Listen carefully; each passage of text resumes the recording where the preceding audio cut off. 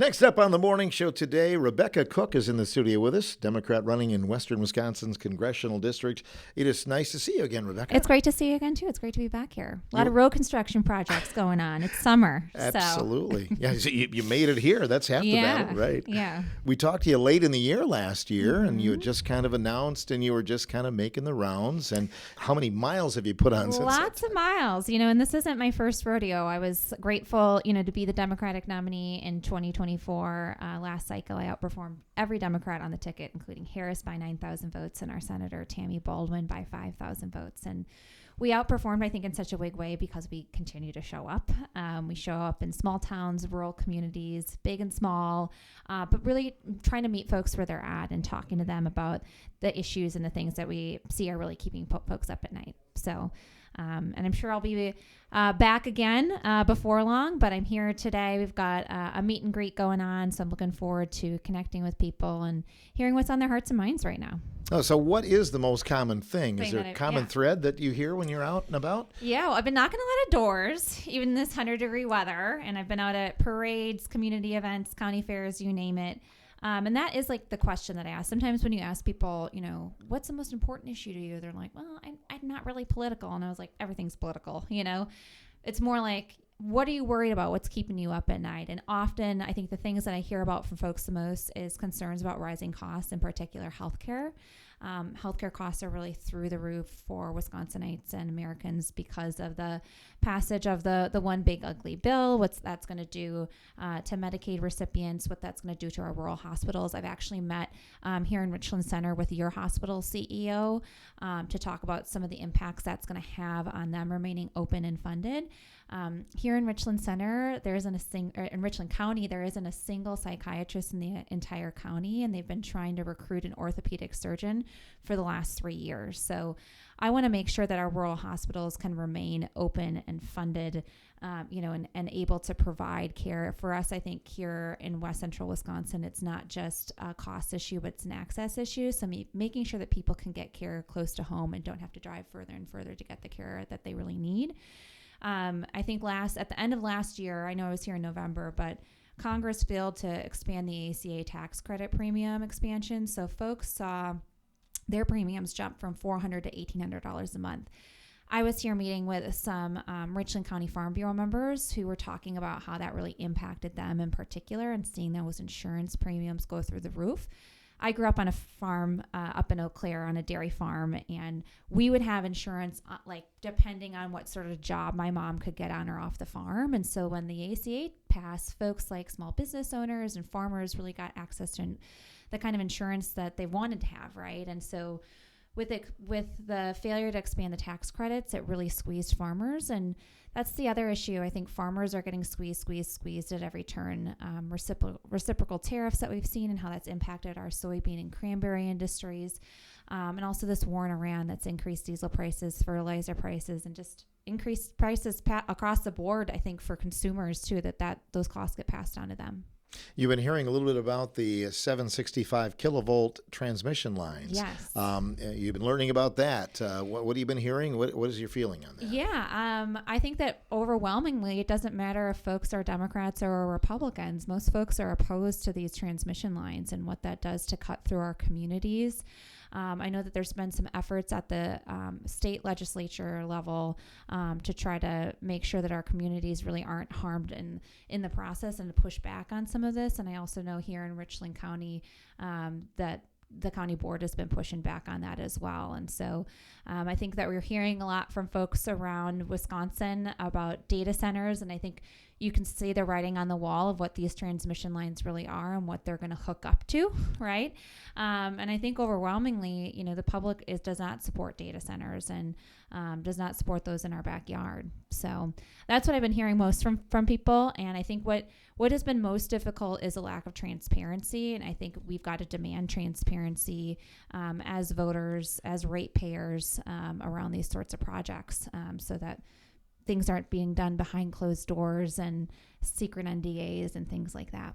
A lot of people struggling, in terms of the economy and things like that.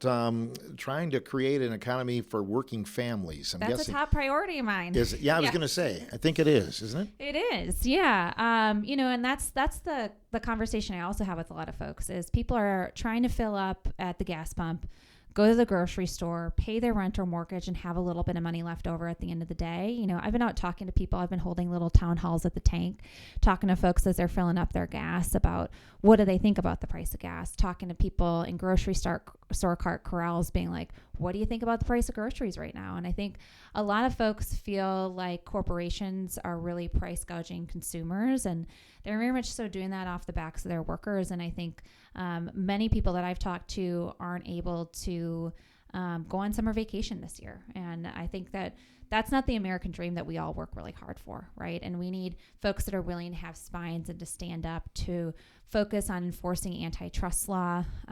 You look, for example, at the meat industry, and we've got like 4 main meat processors, right? Breaking up big trusts like that is something that's important to me. Or you look at the Amazons of the world and the sort of market share and like the way in which they can manipulate prices. I think we've got to have people that aren't afraid to go head on to work to lower prices for consumers. Do you feel like being assertive, maybe that sets you apart from your opponent coming up in the primary? Yeah, I'm in a primary right now. I think I speak my mind. I think that, I'm authentic and know what I believe, and I'm not afraid to talk about it. And I think that that's what people are looking for right now, is a fighter that has had lived experiences to draw from, that's going to fight like hell to work to make our communities not just survive, but to thrive. And you've got to have a backbone to be able to do that. And I think my background, having grown up on a dairy farm, having run a small business, balanced budgets, taken care of employees, having started a successful nonprofit that has helped over 70 small businesses get launched across Northwest Wisconsin, really does uniquely prepare me for some of those things, and some of the failed policies that I've experienced as a Main Street business owner, as the daughter of dairy farmers, to go in and make things better. Yeah. Do you hear it from your family, on the farm? Like, Rebecca, you got to do something about this. Oh, hell yeah. I mean, I hear it from my neighbors. I think what was really frustrating is, Derek Van Orden has had multiple cabinet officials from this administration come in to basically carry water for him because he's not doing it himself, right? He's voted for the One Big Ugly Bill, which has hurt a lot of folks in this district. He is a lackey for Donald Trump. Has been supportive of tariffs and the war in Iran, which, I talked about how harmful that has been to our agricultural and rural communities. And so in the same week, he brought RFK Jr. up to Elk Mound, our healthcare secretary. Didn't talk about expanding those ACA tax credit premiums. Didn't talk about the hospital closures we've already seen up in Eau Claire. He talked about moving milk to the top of the food pyramid. Totally out of touch. That's what RFK, you know what I mean? Totally out of touch with what most people are struggling with right now in this district. In that same week, that was on a Monday, on Friday, Donald Trump, the president, came a mile down the road a couple miles down the road from the farm that I grew up on. He was supposed to be there to talk about agriculture and farming and everything that he's done to support farmers. But instead, he showed everybody a picture of the reflecting pool that he was in his White House ballroom renovation. And it just felt so out of touch and such a slap in the face to, I think, what is really of grave concern for a lot of folks and what their livelihood looks like. And, our family had to sell our cows because of the low price of milk and competition with larger dairies. And when you sell a business like that, it's not just losing, a business. It's a part of your tradition and heritage and way of life. And so I think, they're really playing partisan politics and Russian roulette with people's livelihoods. Like, we need folks that are going to be awake at the wheel, putting this country back on course. Education too is a hot topic, and trying to figure out how to fund everything that's going on too. Well, I'm a very proud product of Eau Claire Public Schools, and I think that we have a big school funding problem here in Wisconsin. And so much of that is done really at the state level. But I have been making myself open and available to talking. I've been calling school board members, county board folks, city council folks all across the 3rd Congressional District.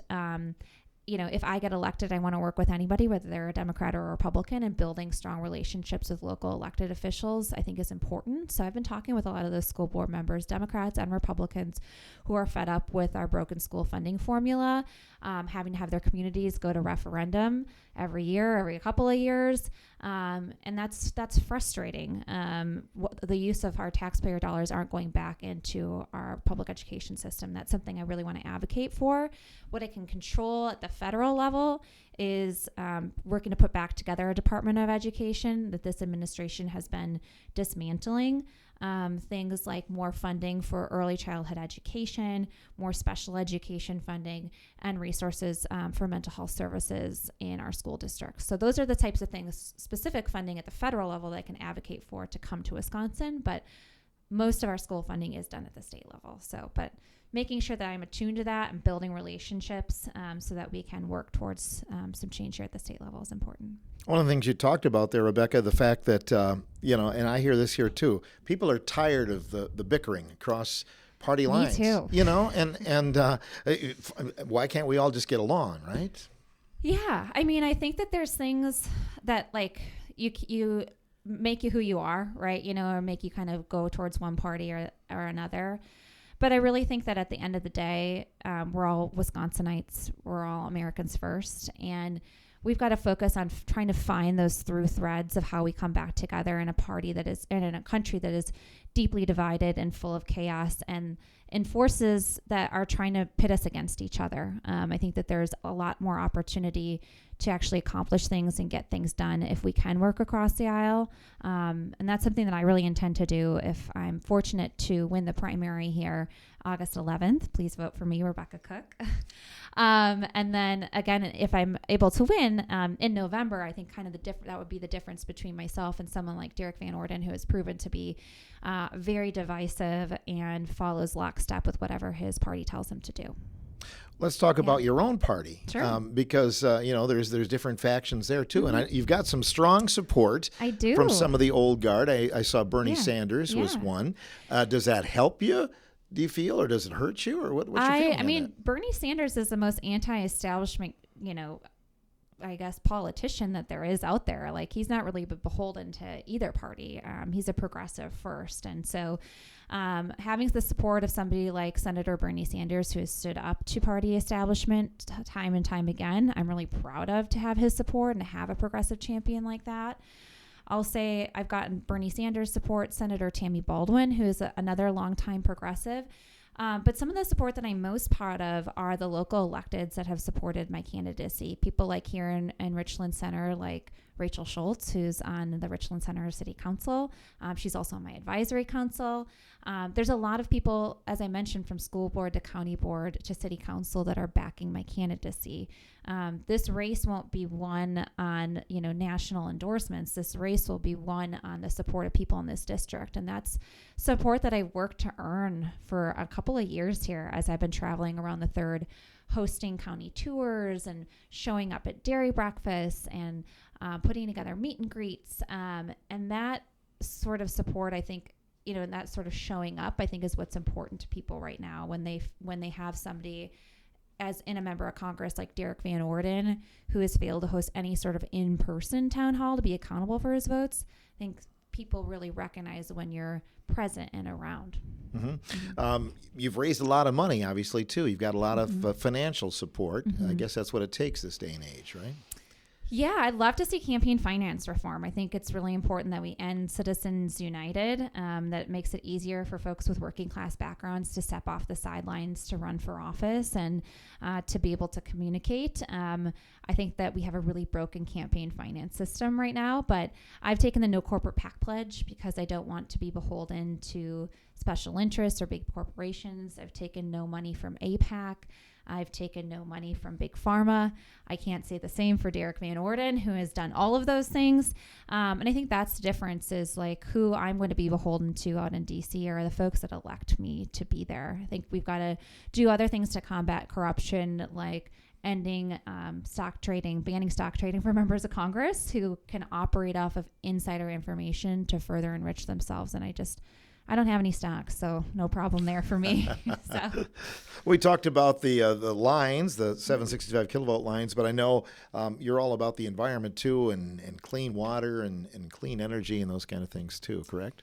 yeah, well, I think a lot of people care about conservation in this district. We've got a beautiful, mighty Mississippi River, running all along the border to Minnesota. And I like to think about the environment like I think about politics, and it's all local.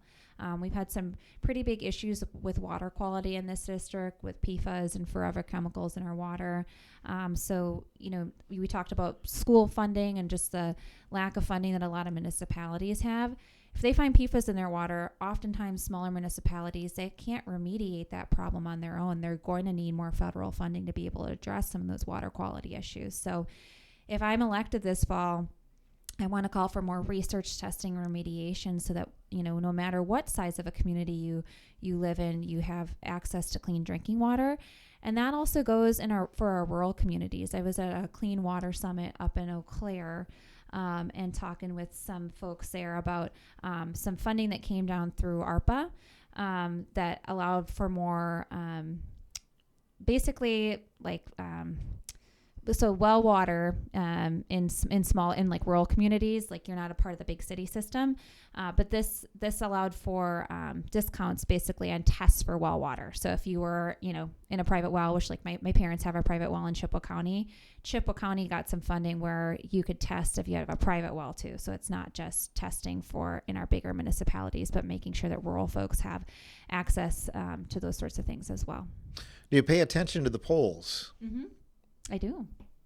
And how are they looking for you? Oh, I'm up in them. I'm up both in my primary and in the general, which I think is the bigger piece here, looking ahead at, who can defeat Derek Van Orden. And we've built the strength, I think, over time to be able to out-communicate him and I think pull people back into the big tent of the Democratic Party and take this over the line. I think people are really frustrated with the votes Van Orden has taken.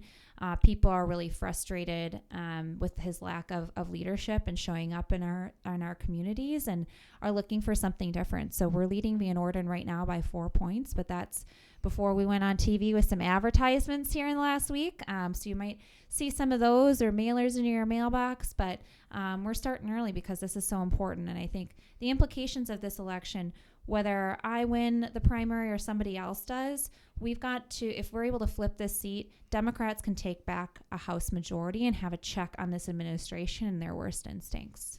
Your commercial, your video commercial Sure. shows you waitressing and leading cows and things like that. And I think that a lot of candidates, political, have no idea what goes on out here in the rural area and those kind of things.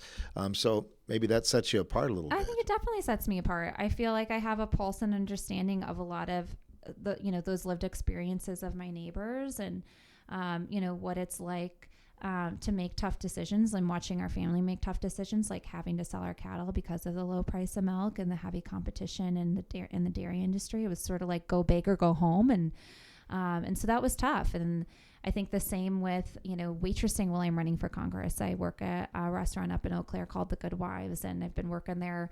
I've been a waitress since I was 16 years old. My first job was at Mike's Smokehouse in Eau Claire, which is now closed, but was had a legacy of its own. I waitressed all through college, and I've been waitressing while I've been running for Congress. I'm able to work, Friday, Saturday, Sunday nights so that I can campaign by day and really work to get my message out across this district. But, I've had those sorts of lived experiences, but I think also being a small business owner, I understand what it's like to not just sign, the back of a paycheck, but the front of a paycheck as well. Mm-hmm.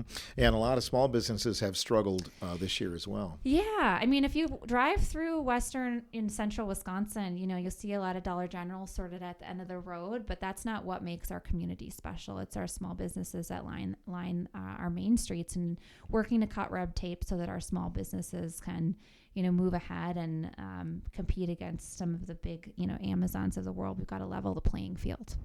You're going to be pretty busy over the course of the next week and a half or so. 14 I'm sure. days, but who's counting? So Yeah, who's counting, yeah. right? So, do you enjoy this? I mean, I love it. The campaigning part of it is. I do. Yeah. I just love talking to people, and more than anything, I like talking to people that think differently than me. And I think that that's why our campaign has been so successful. Is I'm not afraid to talk to anybody, even if we might not agree on everything, but finding that through thread that folks can at least trust in me, right? That I'm going to work to do the right thing when I get to Congress. I think that's important. And just to hear from people right now. And I think in a time that can sort of feel so hopeless, it can feel like no one's listening. But giving people an opportunity to do that, I think is important right now, just to be heard.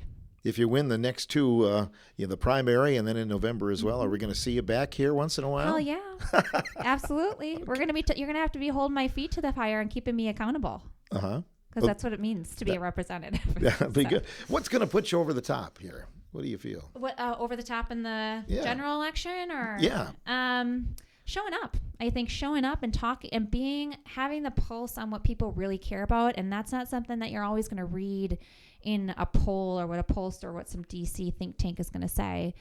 It's having the pulse of like what is really concerning people, and not talking about just why the other side is bad, but if I'm elected this fall, what am I going to do better? I think people are looking for solutions and less finger pointing.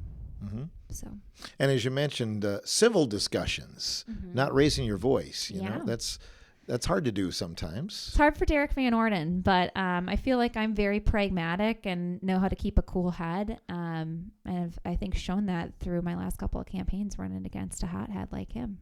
Anything else you'd like to add today? No, I'm just so grateful to be back down here, and would love to come back again, maybe early next year as a congresswoman.